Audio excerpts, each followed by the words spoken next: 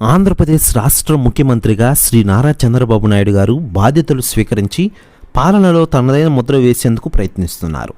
అటు పలువురు మంత్రులు కూడా తమకు కేటాయించిన బాధ్యతను స్వీకరించి ప్రజా పరిపాలనలోకి అడుగుపెట్టారు.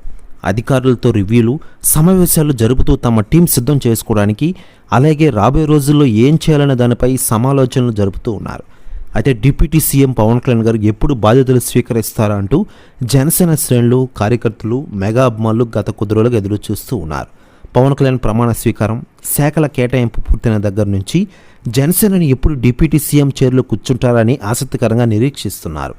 అయితే ఆ ఎదురుచూపులకు ఇక తెరపడింది. జనసేనని డిప్యూటీ సీఎంగా కొలువుదీరే సమయం రానే వచ్చింది. ఆంధ్రప్రదేశ్ ఉప ముఖ్యమంత్రిగా జనసేన అధినేత పవన్ కళ్యాణ్ గారు బాధ్యతలు స్వీకరించే రోజు ఖరారైంది. జూన్ 19వ తేదీన బుధవారం రోజు పవన్ కళ్యాణ్ గారు డిప్యూటీ సీఎంగా బాధ్యతలు స్వీకరిస్తారని తెలుస్తోంది. ప్రెస్ న్యూస్ కూడా తెగ వైరల్ అవుతోంది. మరోవైపు పవన్ కళ్యాణ్ గారి గురించి ఇప్పటికే రాజకీయ నాయకులు, సెలబ్రిటీలు స్పందిస్తూ ఉండగా తాజాగా వైసీపీ నేత బైరెడ్డి సిద్ధార్థ రెడ్డి గారు స్పందించారట. ఆయన మాట్లాడుతూ, ఈరోజు ఆంధ్రప్రదేశ్లో కూటమి ఘన విజయం సాధించింది. దానికి మొదటి కారణం పవన్ కళ్యాణ్ గారు. ఇది అందరూ తెలుసుకోవాలని నిజం. ఇది అందరికీ తెలిసిన నిజం కూడా.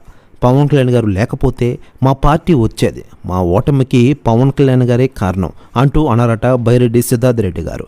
ప్రెస్ న్యూస్ కూడా తెగ వైరల్ అవుతోంది ఆంధ్రప్రదేశ్ రాష్ట్ర రాజకీయాల్లో. మరోవైపు పవన్ కళ్యాణ్ గారి ఛాంబర్ను సైతం చంద్రబాబు గారు తనకు దగ్గరగా ఉండేలా ఏర్పాట్లు చేస్తున్నారని వార్తలు గట్టిగా వస్తున్నాయి.